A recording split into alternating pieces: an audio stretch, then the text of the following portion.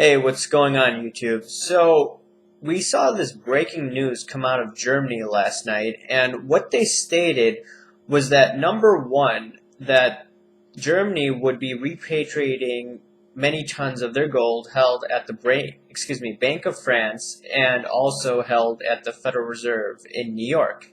They would repatriate around 354 tons of gold at the Bank of France, and they would take a portion of their gold in the United States.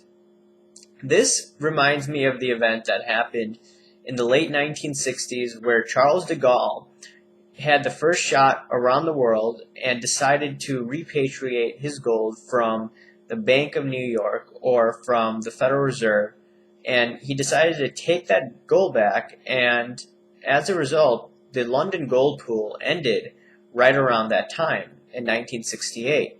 And 3 years later, the fractional reserve gold standard of that time broke down. The Bretton Woods system broke down. And there was no gold standard, and the gold price actually floated. And we have that right now. We have a similar situation to the 1970s, where now the Germans have fired the first shot. They have taken away some of their gold. And even Bill Gross of PIMCO has stated that this is big news, that central banks don't trust each other. So why wouldn't central banks trust each other? Some of you guys may be new here. Well, first of all, you have to look at the fact that we are monetizing all of this debt. If you're going to monetize all of this debt, well, first of all, you have to realize that there's going to be debasement of currency all over the world. And in Europe, the Germans realize that they're holding the euro intact right now. It's because of them. And if there's ever a breakup, they would want their gold because they've experienced hyperinflation before in 1923. And what solved the problem was when they backed their currency by gold.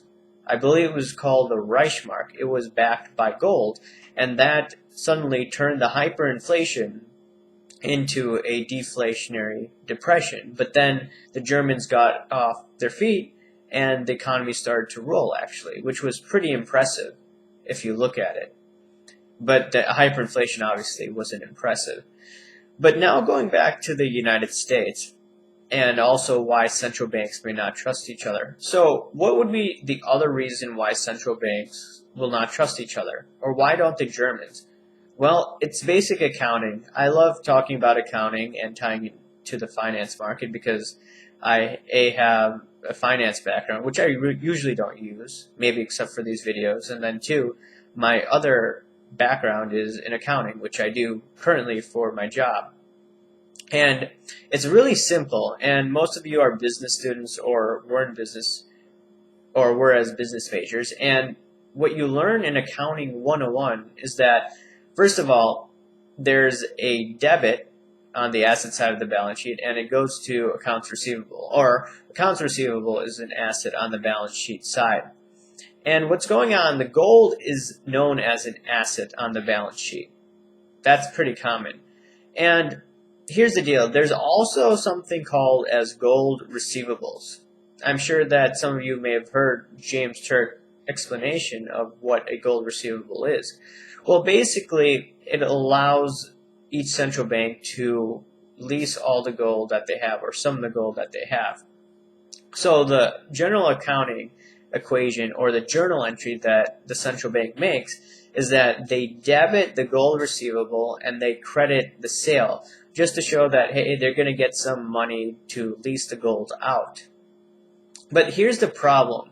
They're double counting this as a gold asset and a gold receivable. So that's a huge problem. You can't do that.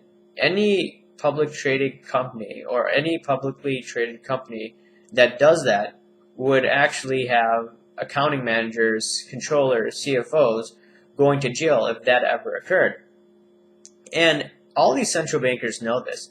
They just don't want to talk about this. You're only going to hear about this information in the alternative media, such as Zero Hedge. You won't even see the Business Insider, which claims to be an alternative media source. They don't even talk about this. I haven't seen an article regarding this gold repatriation. I must have missed it this morning if they placed it, but it wasn't at the top of their page, and they should have been at the top of their page. So central banks, they don't trust each other. And the Germans have realized that, hey, we better take our gold before everyone else takes our gold. Because some of you guys don't realize this, but this is a fractionally reserve-based system.